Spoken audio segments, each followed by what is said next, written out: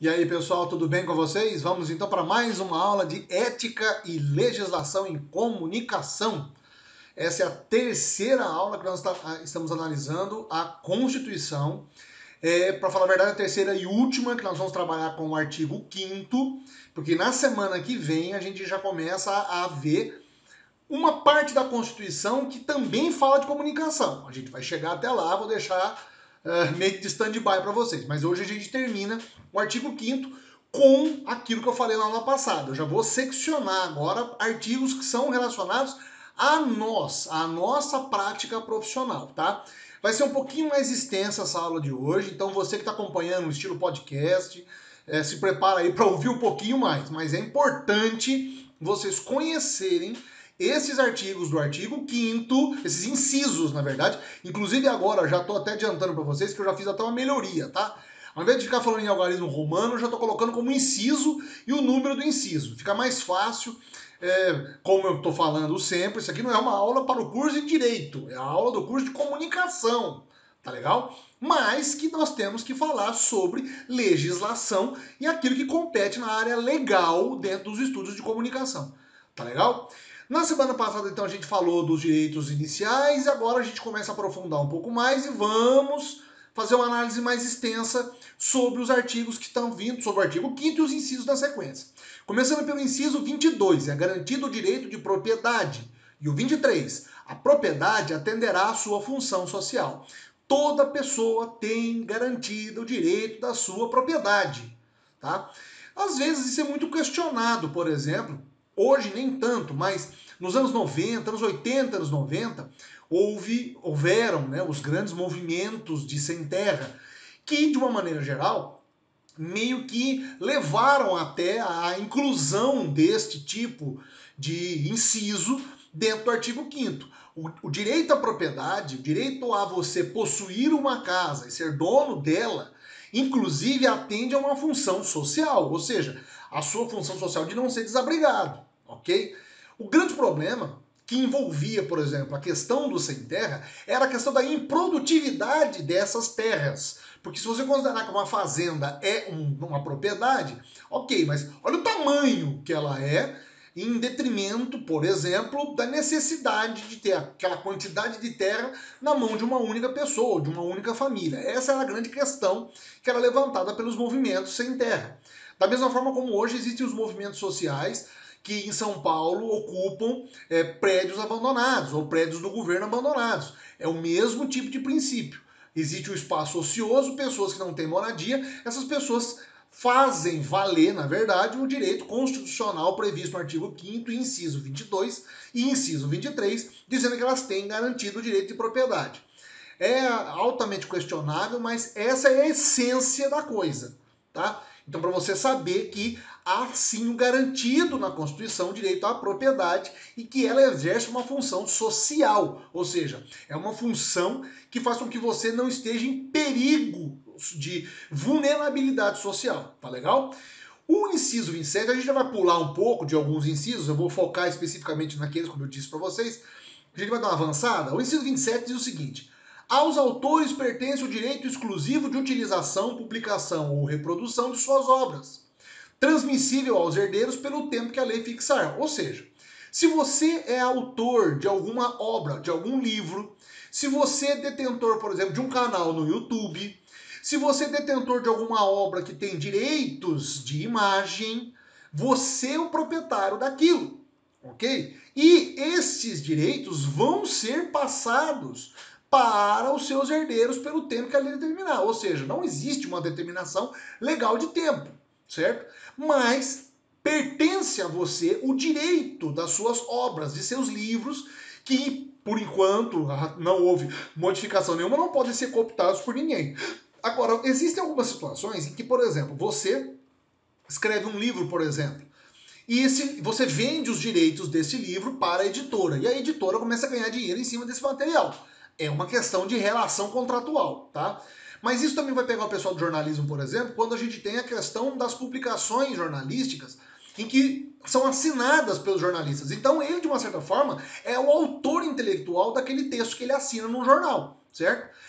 do publicitário, por exemplo, que assina a peça publicitária e da agência dele considerado como sendo propriedade deles, também aquele material de divulgação publicitária, certo? Desde que haja, claro, todo o arcabouço teórico, o arcabouço legal, contratos que comprovem isso aí, ou documentos que certifiquem que você é o autor dos direitos de transmissão daquilo. E aí é claro que o direito exclusivo vai pegar pela internet.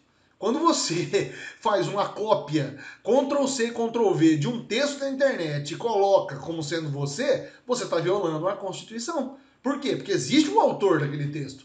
E aí você se faz passar por ele. É uma violação constitucional. Tome cuidado com isso, hein? Fique esperto, hein? O inciso 28 também cai um pouco nessa questão dos direitos de imagem e direito de produção audiovisual. São assegurados nos termos da lei a proteção às participações individuais em obras coletivas e a reprodução da imagem e voz humanas, inclusive nas atividades desportivas. Locutores de futebol, locutores esportivos, atores, atrizes, essa participação individual em obras coletivas está assegurada por lei. Isso, de uma maneira geral, tem atingido, por exemplo, algumas obras que a gente tem visto. Quem é mais ou menos fã do universo dos desenhos, ou dos animes japoneses, ou dos heróis japoneses, houve uma grande discussão recentemente quando começaram a ver a reexibição. A Rede Band, a TV Band, fez uma reexibição de episódios de séries japonesas aí, para molecada que gosta de Sentai ou Tokusatsu. Só que acabaram esbarrando em alguns problemas na questão da voz dos personagens, na dublagem em língua portuguesa. Alguns dubladores reivindicaram os direitos, assegurando e elencando, na verdade, o inciso 28 da Constituição, que são assegurados a proteção e participação individual nessas obras coletivas. Eles participaram daquilo, então tem que ser remunerados por aquilo, certo? Mas também que elas podem ser negociadas de forma legal. Há uma outra interpretação também desse inciso, dizendo que essas participações individuais e coletivas e a reprodução da imagem e voz humana, inclusive nas atividades esportivas, estariam associadas às relações ou às peças teatrais, ou as manifestações culturais, em que você tem um coletivo que responde por aquilo. Então você pode também mostrar que você trabalhou dentro de uma peça teatral, ou participou de uma novela, ou participou de um jornal, por exemplo, como fazendo parte daquela redação, tá? E há uma letra, a linha B. O direito de fiscalização do aproveitamento econômico das obras que criarem, ou de que participarem os criadores, aos intérpretes e as respectivas representações sindicais e associativas. Há uma fiscalização, então, por parte dos sindicatos dessa participação dessas pessoas. Então vamos imaginar que o sindicato dos produtores, dos locutores ou dos dubladores entrou em contato com, por exemplo, a Sato Company, alegando exatamente esse problema, de que as vozes tinham que ser pagados direitos de utilização das vozes daqueles dubladores dessas séries japonesas que passaram aí há tanto tempo atrás, há 20 e 30 anos, que foram reexibidas recentemente. Então, é uma questão que também vai levar um pouco a nossa profissão, o nosso exercício profissional, enquanto comunicadores, certo? Já o inciso 29, ele fala das invenções, do direito às invenções. A lei assegurará aos autores de inventos industriais privilégio temporário para a sua utilização, bem como proteção às criações industriais, à propriedade das marcas, aos nomes de empresas e a outros signos distintivos, tendo em vista o interesse social e o desenvolvimento tecnológico e econômico do país. Que é mais símbolo que isso que o próprio Santos Dumont, como eu estou colocando aqui para vocês? Ele foi um grande inventor. Por um determinado tempo, ele foi um dos principais inventores do Brasil. Só que isso também agora pode ser interpretado, por exemplo, quando você cria um canal no YouTube. Você cria um canal no YouTube, cria a marca, cria aquele material. Você é o autor daquele material. E a lei te assegura os privilégios desse material fazer parte. Porque é uma invenção intelectual sua. Vamos supor que você crie, por exemplo, um aplicativo. Um novo aplicativo aí de relações humanas. Um novo app. A lei garante que você tem o direito de propriedade em cima daquilo. Certo? E que, inclusive, isso vai gerar dividendos para o próprio país, para a economia do país. Então, o inciso 29 do artigo 5º garante exatamente a propriedade dessas marcas, de coisas que vocês criarem quando vocês estiverem no exercício profissional, em suas agências de propaganda, nos seus veículos de comunicação, nos seus canais do YouTube, etc. Nos lugares e nas formas que vocês inventarem hoje, acionados e associados à comunicação. Inciso 30, eu reuni o 30, 31 e 32. E o mais importante para nós aqui é o inciso 32. O Estado promoverá, na forma da lei, a defesa do consumidor. Para mim, é um pouco até fácil falar sobre direito do consumidor, porque eu fui integrante da diretoria, eu fui diretor do PROCON de São José do Rio Preto por 3 anos e meio, então entendo um pouco disso também. Mas a questão que fica é que é importante a gente saber que esses incisos lidam mais, o primeiro, e lida com o direito de herança, ou seja, cada um tem o direito de herdar dos seus pais aquilo que lhe bem ao prover, renda, dinheiro, propriedades. A sucessão de bens estrangeiros situados no país será regulada pela lei. Então, ou seja, se você tem um estrangeiro que tem filhos brasileiros, a lei vai regular, né, que de forma favorável eles também façam parte da herança, e o Estado vai promover, na forma da lei, a defesa do consumidor. Esse inciso 32 abriu a possibilidade, essa lei, a Constituição de 88, que em 1990 abrisse então uma discussão para a criação da Lei do Consumidor. A lei, o Código de Defesa do Consumidor, que inclusive é base, inclusive, de várias pautas do jornalismo, porque tem a ver exatamente com a nossa relação de consumo e a nossa relação enquanto profissionais de comunicação, informando aumento de preços, informando as violações que os consumidores sofrem por aí afora, tá legal? Importante vocês saberem disso também. O inciso 33. O inciso 33 diz o seguinte, que todos têm direito a receber dos órgãos públicos informações de seu interesse particular ou de interesse coletivo ou geral, que serão prestadas no prazo da lei, sob pena de responsabilidade, ressalvadas aquelas cujo sigilo seja imprescindível à segurança da sociedade do Estado. Ou seja, qualquer cidadão tem direito de receber dos órgãos públicos informações que sejam do seu interesse particular ou do interesse coletivo geral. Nenhuma repartição pública, nenhum órgão público pode negar a prestação de informações ao público, a não ser que essas informações sejam sigilosas e imprescindíveis à segurança da sociedade e do Estado. À exceção disso, todos nós podemos e devemos ter acesso à informação. Bom, disso ensejou, por exemplo, a Lei de Acesso à Informação, que desde quando foi promulgada mais recentemente, ela estabelece como que funciona o sistema de transparência dos governos, federal, estadual e municipal em relação aos seus dados. Lembrando que até a promulgação da Lei 8666 em 97, que é a Lei de Responsabilidade Fiscal, os governos não eram obrigados a divulgar publicamente os seus gastos. Agora, inclusive na internet, eles são obrigados a divulgar, inclusive dentro dos portais, e mostrar a transparência das suas contas públicas. Mas as informações também podem ser solicitadas.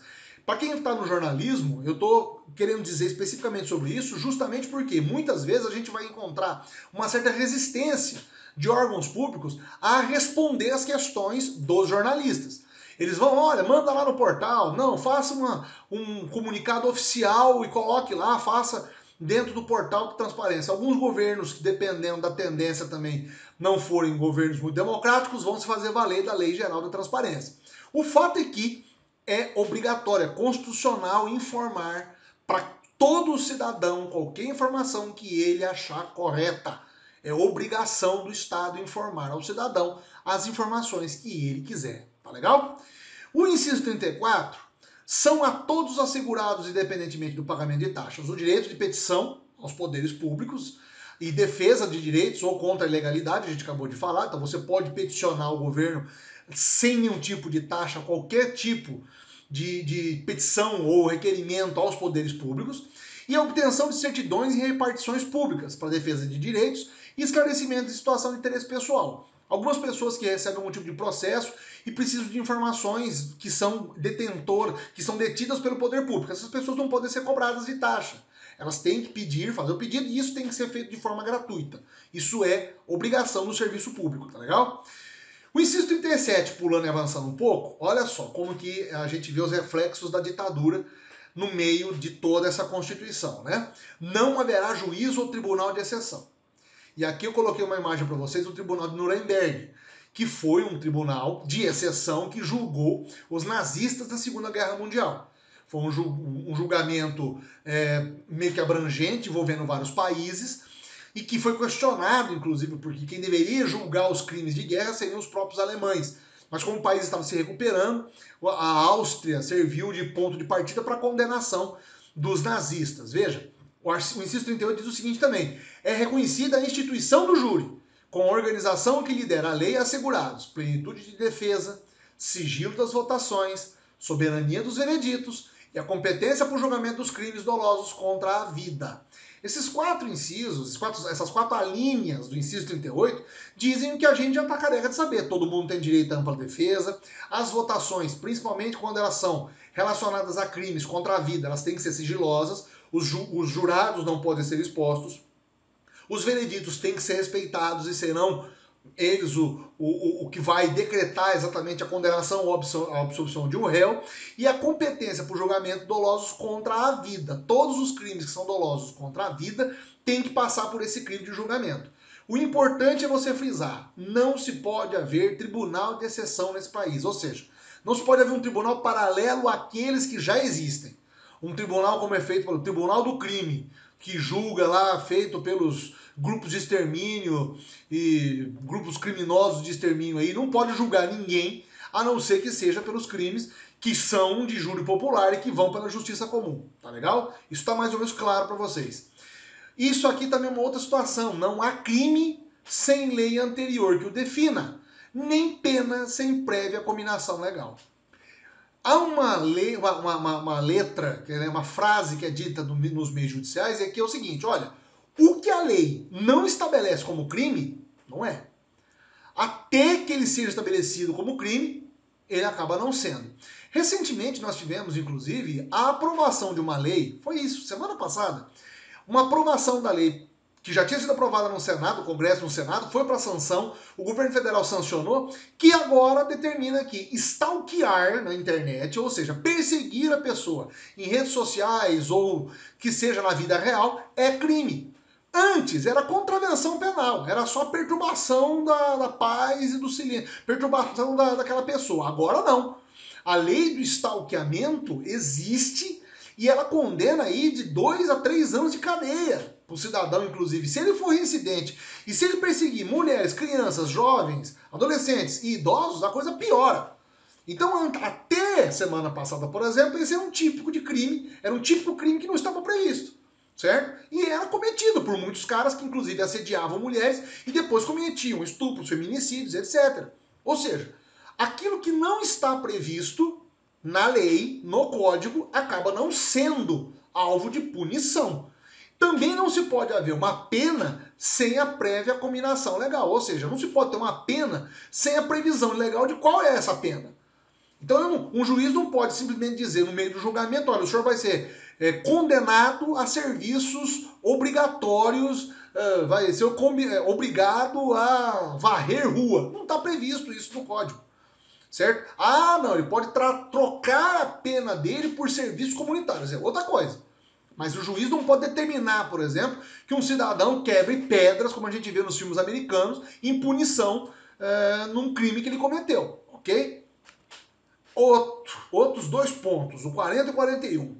A lei penal não retroagirá, salvo para beneficiar o réu.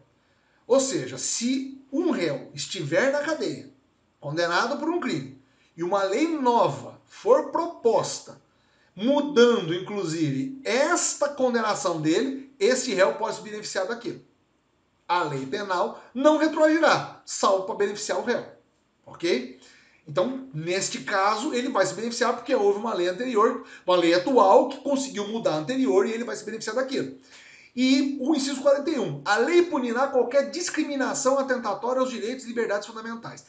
Há uma condenação total a qualquer tipo de discriminação aos direitos e liberdades fundamentais. Não se pode haver permissão de que algum tipo de discriminação possa acontecer em território nacional. O que vai ensejar, inclusive, o inciso 42, 43 e 44, que eu quis colocar para deixar claro para vocês como que racismo no Brasil é crime. O inciso 42 do artigo 5º da Constituição Federal diz claramente, Veja bem, a prática do racismo constitui crime inafiançável e imprescritível, ou seja, não tem fiança que pague e ele não prescreve, ele vai ser a vida inteira considerado crime de racismo, sujeito a pena de reclusão nos termos da lei. Depois houve a evolução, a Lei Afonso Arinos, que regulou o que é racismo e as práticas condenatórias para aquelas pessoas que cometeram atos de racismo. O artigo 43, o inciso 43, diz o seguinte: a lei considerará crimes inafiançáveis, ou seja, não tem fiança, você não paga para sair, e insuscetíveis de graça ou anistia, a prática da tortura. Se você torturar alguém, não tem fiança e não tem suscetibilidade de graça, ou seja, ninguém pode simplesmente liberar você, o presidente não pode te liberar desse crime, certo? O tráfico ilícito de entorpecentes e drogas afins, o terrorismo e os definidos como crimes hediondos, por eles respondendo os mandantes, os executores e os que, podendo evitá-los, se omitirem. Esses crimes são inafiançáveis, está previsto na Constituição. Não tem fiança. A pessoa foi pega num ato de terrorismo, estavam planejando, um grupo de pessoas planejando uma grande explosão num centro público. É considerado terrorismo. Inclusive, hoje existe a Lei de Segurança Nacional que configura o que é terrorismo, tá? Se há uma situação dessa, é um crime inafiançável e não tem nenhum tipo de anistia nesse tipo de prática, certo? E o inciso 44, eu confundo sempre, é o artigo 5º, inciso 44. Constitui crime inafiançável e imprescritível a ação de grupos armados civis ou militares contra a ordem constitucional e o Estado democrático. Ou seja, qualquer tipo de grupo que tentar se reunir para criar uma instabilidade, para criar um problema social ou ameaçar pessoas, está previsto na Constituição. É crime inafiançável e imprescritível, tá legal? Inciso 47, já caminhando mais ou menos para o final, diz que não no Brasil, em território nacional, não haverá nenhum tipo de penas. Pena de morte não é aceita no Brasil, salvo em caso de guerra. Então, enquanto nós estivermos em casa, nós um dia nos declararmos guerra contra o Uruguai, certo? E dentro dos termos do artigo 84, inciso 19, que está previsto na Constituição, que também estabelece as regras para o estabelecimento do estado de sítio, estado de guerra, tá? Então, enquanto não houvermos o estado de guerra declarada, pena de morte não existe, tá legal? Não há pena de caráter perpétuo, ou seja, não se pode ter pena perpétua no Brasil, não se pode ter penas de trabalhos forçados no Brasil, não se pode haver o exílio, pena de banimento, vai embora do Brasil, e não se pode haver nenhum tipo de pena cruel, nenhum tipo de chibatada, açoitamento, ou prisão da pessoa na solitária pela vida inteira. Isso é constitucional, gente. E aí, claro que vai encontrar eco naquelas pessoas que defendem pena de morte, que defendem prisão perpétua, que defendem o trabalho forçado. Há várias mudanças, há vários projetos de implementação no Congresso que pedem isso, que pedem uma mudança nesse inciso da Constituição que permitisse, por exemplo, a pena de morte em alguns estados do Brasil ou em território nacional. É uma grande discussão, uma discussão enorme, e aqui a gente não é o objetivo da nossa aula discutir, mas eu quero deixar claro para vocês. O artigo 5º, inciso 47, estabelece esses tipos de pena que não podem acontecer em território nacional. Também o inciso 46, são inadmissíveis no processo, provas obtidas por meios ilícitos. Ou seja, você cria uma prova ou eventualmente a ordem policial criou uma prova de forma ilícita com você. E aí você vai descobrir depois no Código Civil o que são as provas ilícitas. Provas que não foram feitas através de mandado judicial ou que foram feitas de forma que não previstas na lei. E inciso 47, ninguém será considerado culpado até o trânsito em julgado de sentença penal condenatória. Esse é um ponto nevrálgico que eu preciso da opinião, preciso meio que estabelecer essa linha um pouco mais detalhada com vocês. Veja, os jornais usam muito as palavras fulano é acusado de, cicrano está sendo investigado, mas em alguns casos as condenações parece que já existem, elas já estão sacramentadas em todo o território nacional em alguns casos. Somente eu posso considerar que uma pessoa é culpada de um crime quando o crime é transitado em julgado. E aí deixa eu explicar rapidamente o que é transitado em julgado, ou seja, é quando ele vai para a última instância, ou seja, quando ele chega no Supremo Tribunal Federal através dos recursos. Uma pessoa condenada em primeira instância pode recorrer para a segunda instância. Depois da segunda instância, ela recorre para a terceira instância, que é lá em Brasília. E da terceira instância, ela pode recorrer no Supremo Tribunal Federal de decisões que foram negativas a ela. Então ela pode apelar e pode ir subindo. Eu estou resumindo muito, tá? Como eu estou dizendo, isso aqui não é um curso de direito, é um curso de comunicação, mas se vocês têm que ter uma noção de direito. Ninguém deveria, inclusive, ser alvo de reportagens jornalísticas que, dizendo que elas já são condenadas, não foram porque o trânsito em julgado não aconteceu daquela ação. É muito complicado isso na prática jornalista. O pessoal do jornalismo que convive com essas informações o tempo todo tem que tomar muito cuidado em condenar as pessoas nos seus próprios textos. Tome muito cuidado, tá? A Constituição é clara nesse aspecto. E o inciso 60. A lei só poderá restringir a publicidade nos atos processuais quando a defesa da intimidade ou interesse social exigirem. A questão do sigilo de justiça, processos de sigilo de justiça. Veja, a restrição desses atos somente quando há, então, um problema de interesse social que exige que esse caso seja trabalhado em segredo de justiça. Normalmente, os casos que são relacionados a estupro de menores ou os próprios casos de estupro são tratados com segredo de justiça, justamente para não constranger a vítima e não expor as crianças. Inciso 61, já indo para o final, né? Ninguém será preso senão em flagrante delito, ou por ordem escrita e fundamentada da autoridade judiciária competente, salvo nos casos de transgressão militar ou crime propriamente militar definidos em lei. Você não pode ser preso se não for somente em flagrante. Você está cometendo aquele crime, a polícia chega, ela pode te prender. E o flagrante se configura em 48 horas. Se até 48 horas é o cometimento daquele crime, a polícia te prender, pode ser considerado flagrante. Por isso que muitas vezes vocês veem assim, pessoa está foragida, o cara atropelou uma pessoa, não prestou socorro, sumiu, tá? E ele fica sumido por 2, 3 dias. No terceiro dia ele aparece acompanhado de advogados, por quê? Porque o flagrante já se deu. O período do flagrante já passou, certo? E aí ele aparece, presta depoimento, diz que foi um problema, que ele estava sob grande comoção ou estava alcoolizado, enfim. Mas a prisão em flagrante ela só pode acontecer naquele momento em que o criminoso está com a mão na massa, ou momentos depois, certo? E por ordem da autoridade judiciária competente, certo? A não ser que haja um crime de transgressão militar. Aí é uma outra questão. E finalmente o inciso 73, ele já deu uma boa evoluída, diz o seguinte: qualquer cidadão é parte legítima para propor ação popular que vise anular ato lesivo ao patrimônio público ou de entidade em que o Estado participe, à moralidade administrativa, ao meio ambiente, ao patrimônio histórico e cultural, ficando o autor, salvo comprovada má-fé, isento de custas judiciais e do ônus da sucumbência. Veja, quando você é o autor de uma ação civil pública, e veja, nós já tivemos casos aqui de ações civis públicas que foram propostas, inclusive para deputados, e que se transformaram em leis. Sabe qual? A lei da ficha limpa.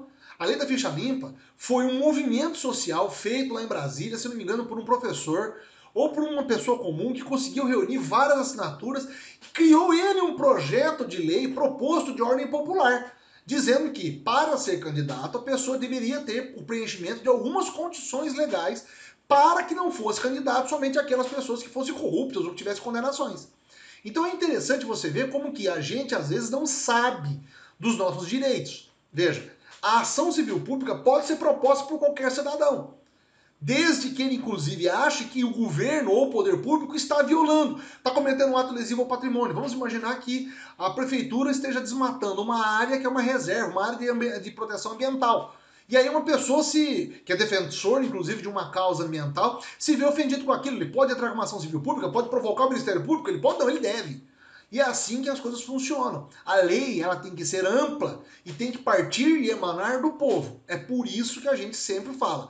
Você como repórter, você como publicitário, vai estar ligado diretamente a essas ações populares. E prestando atenção nisso, você vai poder ajudar muita gente. Os jornalistas, então, nem se fala, porque eles estão todos conectados com essas questões e muitas das ações são propostas, inclusive, por jornalistas ou por veículos de comunicação que fazem ações sociais para propor uma mudança na lei. Tá legal? Bom, terminamos, ficou bem extenso, mas a gente precisava encerrar essa parte agora, tá? Para a semana que vem a gente tratar do capítulo 5º da Constituição, que fala sobre direitos de comunicação, que vai falar especificamente sobre a comunicação, o capítulo específico da comunicação, da Constituição que fala sobre comunicação, tá legal?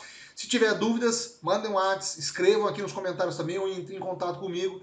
É um prazer falar com vocês sempre. Cuidem-se, porque não tá fácil, pessoal. Tomem muito cuidado e vamos com fé que vai dar tudo certo, tá legal? Um grande abraço, a gente se vê semana que vem, se Deus quiser. Até lá!